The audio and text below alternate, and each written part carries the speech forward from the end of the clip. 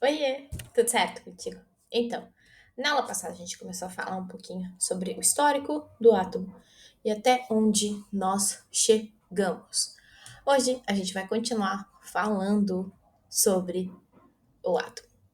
O número atômico, então, é uma característica muito importante do átomo e ele é a quantidade de prótons presentes no núcleo. A massa atômica é a soma da quantidade de prótons e de nêutrons, ou seja, das duas partículas que estão presentes no núcleo atômico.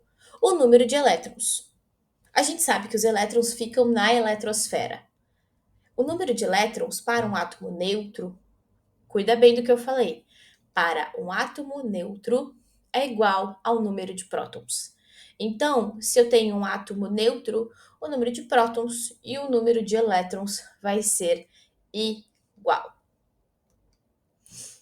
Aqui, a gente tem duas formas como essas informações podem aparecer na tabela periódica. O primeiro exemplo é o do hidrogênio. O número atômico está lá em cima. A gente tem o elemento, o nome dele e o peso atômico. Da mesma forma, a gente também trouxe o oxigênio para ver, né? O oxigênio, o número atômico dele é 8. Eu tenho depois o símbolo do elemento, o nome e a massa, que é 15,999. Sempre o menor número que aparecer é o número atômico e o maior vai ser a massa. Beleza? Isso são informações importantes para quem, por exemplo, presta o vestibular da URGS. No vestibular da URGS, o vestibular na prova de química nos fornece a tabela periódica. Então é muito bom saber identificar essas coisas dos elementos químicos, né? A diferenciação entre número atômico e peso atômico. Normalmente, como o Enem não dá a tabela periódica, ele nos traz no texto da questão a informação, seja na forma de texto, ou tabela, ou figura. Comumente o Enem nos traz a informação. Já nos vestibulares, a gente tem que ir atrás dela na tabela periódica. Conceitos importantes, continuando então com a atomística. Isótopos. Os isótopos são aqueles elementos químicos que eles vão apresentar o mesmo número de prótons. E para o elemento químico apresentar o mesmo número de prótons, é porque ele é o mesmo elemento químico. Então, ele vai ter as propriedades químicas e físicas iguais, como, por exemplo, os isótopos de carbono. Os isótopos de carbono, se a gente vê na imagem, todos eles têm 6 prótons. Porque lembrem, prótons é o número atômico. O número atômico define de qual elemento eu estou falando. Então, se todos os três têm o mesmo número atômico, eles vão se diferenciar, nesse caso aqui, pela quantidade de nêutrons presentes no núcleo. Percebam que um carbono 12 e o 13 são estáveis, enquanto o 14, né, é um carbono radioativo. Ele é usado para identificação, datação, né, de fósseis, principalmente na parte de geologia. Outro conceito importante é isóbaros. Iso, eu não falei anteriormente, mas falo agora, né, diz que é igual. E o que é igual? No caso dos isóbaros, a massa. Então, os isóbaros são elementos químicos que têm mesma massa atômica. Se eu somar o número de prótons e nêutrons para os isóbaros, a massa vai dar o mesmo valor. Como no caso do cálcio, né? Eu tenho a massa 40, o número de prótons 20. Enquanto que no caso do argônio tem a massa 40 e o número de prótons 18. Para que a massa seja 40, eles estão invariando tanto no número de prótons quanto no número de nêutrons. O outro exemplo de conceito importante são os isótonos. Isótonos são elementos químicos que têm o mesmo número de nêutrons. Essa é uma propriedade um pouco mais difícil da gente conseguir visualizar, porque eu preciso utilizar da fórmula da massa, né? Que a massa é igual ao número de prótons mais o número de nêutrons. Então, eu preciso usar desta informação para conseguir encontrar o número de nêutrons de cada um dos elementos, como no caso do boro e no caso do berílio. O boro tem massa 11 e número de prótons 5, e o berílio tem massa 10 e número de prótons 4. Ambos acabam tendo 6 nêutrons e, portanto, são isótopos. E agora faz o cálculo aí para saber se o magnésio e o sódio, nesse caso, são isótopos. Pausou o vídeo e fez o cálculo? Sim, esses caras eles são isótonos e eles têm 12 nêutrons cada. Ou seja, como eu comentei, isótonos é um pouco mais difícil da gente conseguir enxergar, porque a gente sempre vai precisar fazer esse cálculo com aquela equaçãozinha, né? De que a massa A é igual a Z mais N. Beleza? Agora a gente vai falar sair do núcleo, na verdade, tá? Até agora a gente falou sobre conceitos importantes relacionados aos núcleos, né? Que é o número de prótons, os isótopos, quando são iguais é o isótopo, o número de nêutrons, quando é iguais, são isótonos, e o número de massa atômica, quando é igual, são isóbaros. Agora a gente vai sair do núcleo e ir para a eletrosfera. Configuração eletrônica e subníveis de energia. Como a gente viu na aula passada, os elétrons ficam localizados nas camadas eletrônicas, e eles sempre tendem a iniciar o preenchimento pela camada de menor energia, que neste caso seria a camada K, até a camada de maior energia, que é a Q. O último nível preenchido é o que a gente chama de nível ou camada de valência. Ali só eu trouxe o exemplo do enxofre, né? O enxofre, ele é um elemento químico de número atômico 16, então no seu estado fundamental, ele tem 16 elétrons. Esses elétrons, eles ocupam a camada K, a L e parcialmente a M. Beleza? Esse aqui, no caso, né, o enxofre, ele é um átomo neutro. Mas os átomos, eles necessariamente não precisam ser nêutrons. Eles podem se tornar íons. E a formação desses íons acontece pela perda ou ganho de elétrons. Um cátion é um íon que perdeu elétrons, como no caso ali do magnésio, que eu tive a perda de 2 elétrons. Percebam que eu até tenho uma redução do raio atômico. A gente vai falar sobre essa propriedade, mas já fica com isso aqui guardado. O ânion, por outro lado, é um elemento químico que ganhou um elétron, então ele tem carga negativa e a gente vê algumas vezes uma leve expansão do raio atômico. Mas a gente vê uma diminuição mais expressiva quando a gente fala de um cátion, né? Porque a gente perdeu 2 elétrons e esse elemento químico se tornou positivo. Dentro dos íons, a gente tem um conceito importante que são isoeletrônicos. São átomos diferentes com o mesmo número de elétrons. E aí entra uma parada que eu também tenho que calcular. Por exemplo, a série, ela pode. Desculpa, a questão pode trazer essa série de elementos: magnésio 2+, oxigênio 2-, flúor menos, alumínio 3+, e sódio mais. A questão te deu essa ordem de elementos de informação e pede para tu identificar se eles são isótopos, isóbaros ou isoeletrônicos.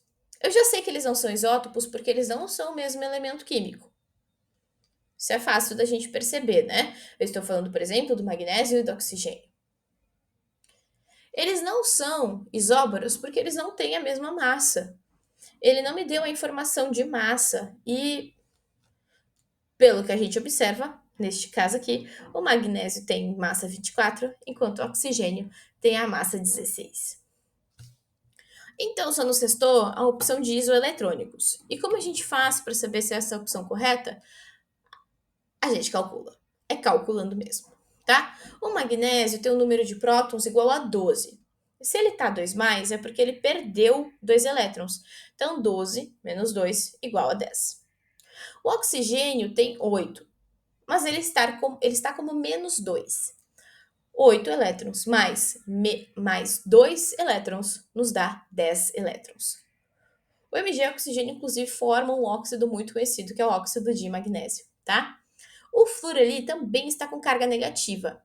O átomo neutro do flúor tem 9 elétrons. Só que como ele está negativo uma vez, ele recebeu um elétron.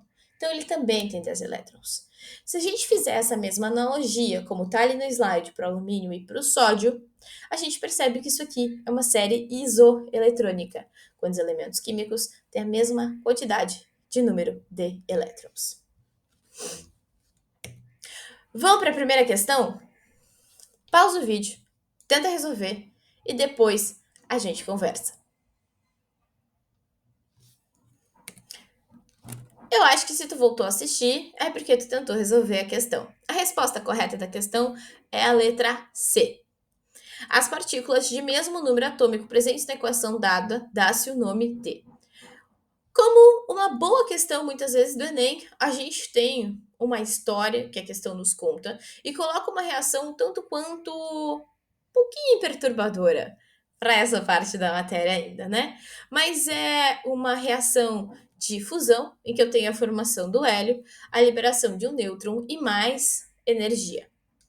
Essa é uma reação muito comum quando a gente começar a falar sobre radioatividade, mas isso é bem mais para frente. Mas aqui eu não precisava interpretar essa equação. A resposta estava no próprio enunciado. As partículas de mesmo número atômico presentes na equação dada dá-se o nome de isótopos. Eu até coloquei uma tabelinha ali, se tu quiser pausar e copiar, fica à vontade, é um mini resumo do que são isóbaros, isótopos e isótopos. Beleza? Vamos para a próxima? Indique o número de prótons, nêutrons e elétrons que existem, respectivamente, no átomo de mercúrio. De novo, pausa o vídeo aí e tenta responder a questão. A resposta correta da questão é a letra C. O número de prótons é o menor número dado ali, o 80. Para conseguir encontrar o número de nêutrons, a gente precisa fazer aquela diferença, né? Da massa, que é 200, menos 80, que são os prótons. Nos dá um número de 120. Os elétrons, a gente está falando de um átomo neutro de mercúrio, então o número de prótons é igual ao número de elétrons. E, portanto, é 80. Beleza? Questão 3. O íon contém. De novo, pausa o vídeo aí e volta quando tu já tiver a resposta. A resposta correta da questão é a letra D. O íon de sódio mais contém 11 prótons. O número de prótons não muda, né? Quando a gente fala de íons, nós estamos falando de camada eletrônica. Então, eu altero o número de elétrons. A gente tem que lembrar e cuidar disso, tá? A gente vai começar a falar sobre modificação de número de prótons só lá em radioatividade. Então, aqui, quando a gente vai falando da formação de íons, de ligações químicas, reações químicas, nós sempre estaremos falando de elétrons. Então, um íon, ele perde ou ganha elétrons. O número de prótons se mantém, que é 11. O número de elétrons agora, a gente sabe que se fosse um átomo neutro de sódio seria 11, porém é um cátion, ele perdeu um elétron, então nós temos 10 elétrons. E o número de nêutrons, como eu acho? Pela diferença da massa e do número de prótons. 23 menos 11 igual a 12. Agora, nossa última questão para revisão deste conteúdo. Pausa o vídeo aí, tenta resolver e depois volta para cá. Essa foi mais chatinha, né? Ela é uma questão já traz um textinho ali que a gente tem que conseguir identificar alguns dados. Eu vou ler a partir do segundo parágrafo. Um dos isótopos do elemento ferro é representado pelo símbolo 2656Fe, ou seja, é um ferro com massa 56 e número de prótons 26. Em alguns compostos, como a hemoglobina do sangue, o ferro encontra-se no estado de oxidação 2+. Considerando-se somente o isótopo mencionado, é correto afirmar que no íon Fe2+, o número de nêutrons mais o número de prótons é 56 e o número de elétrons é 24. Cuide aqui de novo, né? Quando eu falo de íons, eu estou falando de camada eletrônica, eu estou falando de elétrons. Ele está me pedindo a soma de nêutrons e prótons. Isso é a massa, já nos dá ali, né? 56. Se eu ganho ou perco elétrons, eu não mexo na massa atômica. Ela se mantém constante. Então, o número de prótons e nêutrons é 56. O átomo neutro do ferro tem 26 elétrons. 26 elétrons. O íon Fe2+, quer dizer que ele perdeu 2 elétrons, ele ficou 2 vezes positivo. Então, ao invés de ter 26 elétrons, agora ele tem 24. Beleza? Tudo certinho até aqui? Então agora a gente vai começar a falar sobre subníveis de energia. Bom, então, falando agora sobre subníveis de energia, né? Como eu comentei com vocês anteriormente, os elétrons ficam localizados na camada eletrônica. E a distribuição deles acontece de uma forma em que eles se organizam em níveis e subníveis de energia na eletrosfera. A configuração eletrônica de um átomo ela é obtida conhecendo o seu número atômico e aplicando o diagrama de distribuição eletrônica. E a gente sempre começa preenchendo da camada mais próxima ao núcleo, que nesse caso é a K, e a gente vai adicionando os elétrons conforme aquele elemento tem, até fechar todas as camadas. Os níveis ou camadas eles são formados por subdivisões, com energias bem definidas, chamadas de subníveis ou subcamadas. A camada K, por exemplo, aceita 2 elétrons e tem um nível. A camada L aceita 8 elétrons e é o nível 2. A M18 é o nível 3, e assim a gente vai na N32 e é o nível 4. A O, que aceita 32 elétrons, também é nível 5. A P aceita 18 elétrons, é o nível 6. E a Q aceita 8 elétrons e é o nível 7. Mas a gente nem sempre conhecia tanto essa configuração eletrônica quanto a existência dos subníveis de energia, tá? Os subníveis, eles foram descobertos em experimentos de espectroscopia com difração de luz. Quem descobriu foi Arnold Sommerfeld em 1919. Ele propôs que os elétrons deveriam assumir órbitas elípticas variadas dentro de um mesmo nível, com a mesma energia, permitindo então esse espectro de raias na emissão de luz, que foi o que ele viu com o ensaio. Cada órbita recebeu um nome então de subnível e a cada qual foi identificado uma letra: S, P, D e F. As letras relacionadas às palavras do inglês sharp, principal, diffuse and fundamental, visto a descrição do comportamento que foi enxergado para cada uma dessas órbitas. Em 1924, o físico inglês Edmund Clifton Stowe chegou ao número máximo de elétrons que poderia ser comportado dentro de cada um destes subníveis. O S sendo 2 elétrons, o P 6 elétrons, o D 10 elétrons e o F 14 elétrons. Uma coisa importante que a gente tem que falar sobre os subníveis é o princípio da exclusão de Pauli. E ela é muito importante mesmo. Por quê? Num mesmo átomo não podem existir 2 elétrons com o mesmo conjunto de números quânticos. Isso significa que os elétrons de um mesmo orbital devem apresentar spins contrários. Um elétron gira no sentido horário e outro no sentido anti-horário. Ali na tabela embaixo, a gente tem os números quânticos para cada um destes subníveis. Então, no subnível S, o valor de L é 0, o valor de M é 0, a quantidade de orbitais é 1 e a representação gráfica dos orbitais é simplesmente um quadradinho. No P, a gente já fala do valor de L de 1, os valores de M, menos 1, 0, mais 1. A quantidade de orbitais são 3, tanto que a gente chama de PY, PZ, P-1, P0 e P1, tá? Cada um sendo representado por um quadradinho. Por isso que esse subnível tem a representação gráfica de 3 quadradinhos. O D de 5 quadradinhos, porque a quantidade de orbitais é 5, já que ele aceita 10 elétrons. E o F tem 7 orbitais, então 7 quadradinhos. Ok? Como funciona a visualização? Vou pegar o neônio, que é um elemento de um gás nobre, então ele segue a regra do octeto e ele tem pelo menos as 2 camadas preenchidas completamente, né? O número de atômico dele é 10, então o número de elétrons no estado neutro também é 10. Como fica a distribuição? A gente começa distribuindo pelo subnível de menor energia, que é o S. Então, a gente coloca 2 elétrons e a flechinha para cima e para baixo é para indicar o spin contrário que veio lá do princípio de exclusão de Pauli, tá? Então, uma flechinha para cima, uma flechinha para baixo. A gente colocou 2 elétrons no subnível S da camada K. Faltam 8 elétrons ainda para a gente distribuir.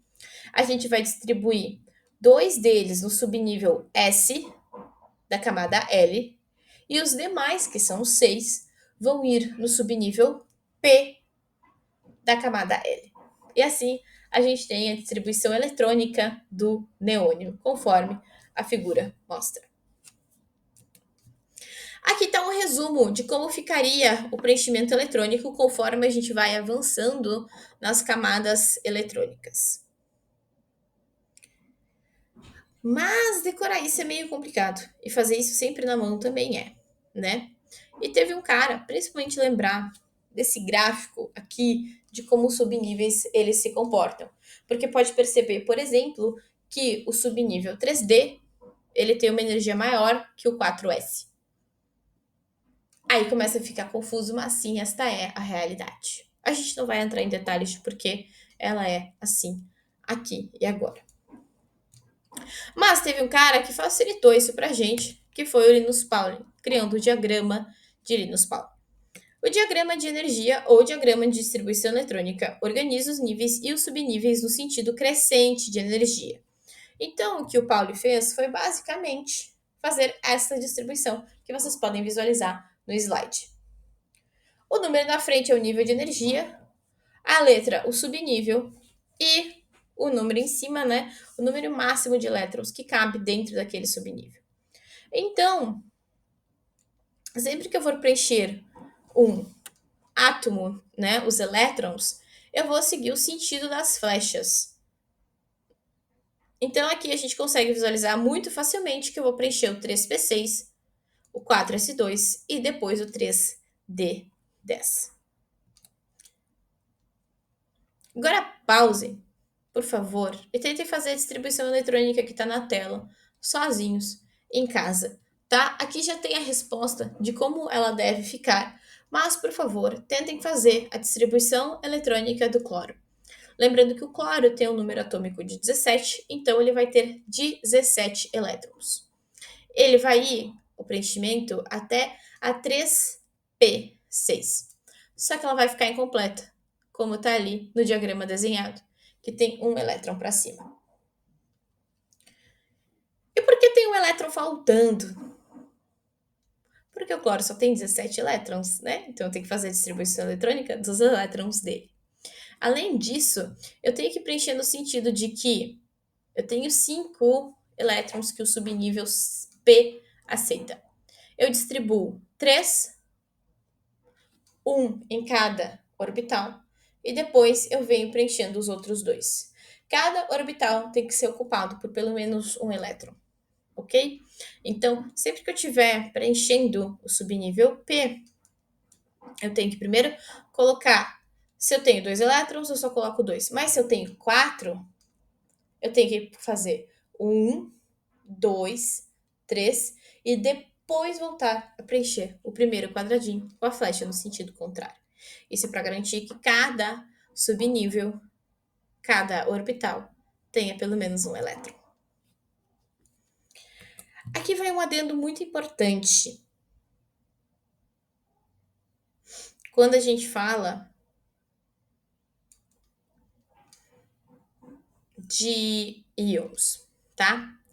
Para um cátion, a gente primeiro tem que fazer a distribuição eletrônica como se fosse um átomo neutro. E depois de feita a distribuição, a gente remove os elétrons da camada de valência. No exemplo do Fe2, os elétrons são do subnível 4s e não da 3d. Porque o que acontece? Se a gente ver pelo diagrama de energia do Linus Pauling, tá? A gente removeria esse 3d, né? Porque é o que está mais para fora em termos de energia, em termos de distribuição do diagrama. Porém, ele não é a camada de valência. A minha camada de valência é a quarta camada. Então, eu tenho que tirar os elétrons do 4s2. Eu faço toda a distribuição como ela deve ser feita, mas eu não posso tirar os elétrons daqui. Quando 2 mais, os que eu tiro primeiro são os que estão presentes na camada de valência, que é o 4s2. Se eu olhar para o Fe3+, eu ainda vou retirar mais um elétron. Aí sim, eu retiro da camada D.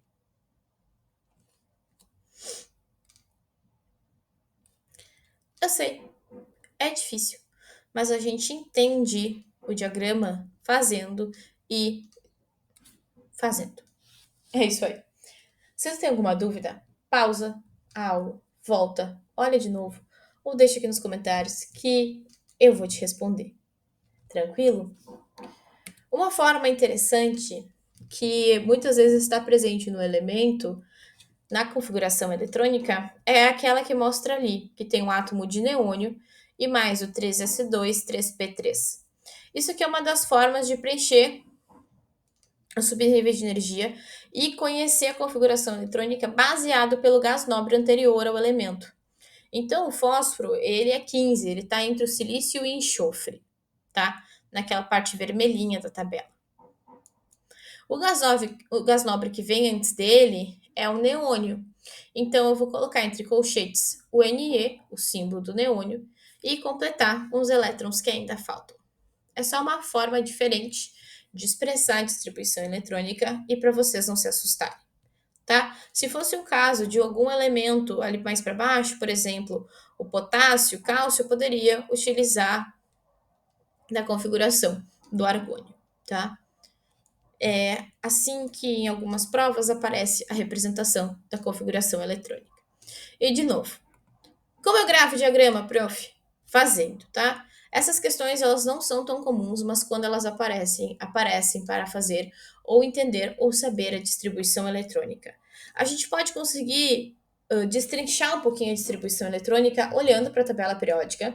A gente vai ver isso na aula de tabela periódica, mas o mais importante é realmente, pelo menos, aprender o diagrama ali desenhando na mão rapidinho.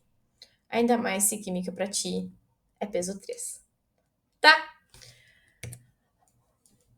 Ficou com alguma dúvida? Pode deixar aqui nos comentários. Conversa comigo lá no Instagram, que eu quero te ajudar a ser aprovado no Enem e no vestibular, né? Se tu gostou, curte esse vídeo, também comenta. Isso me ajuda bastante a espalhar mais conteúdo por aí. A próxima aula vai ser de tabela periódica e eu te vejo lá. Tchau!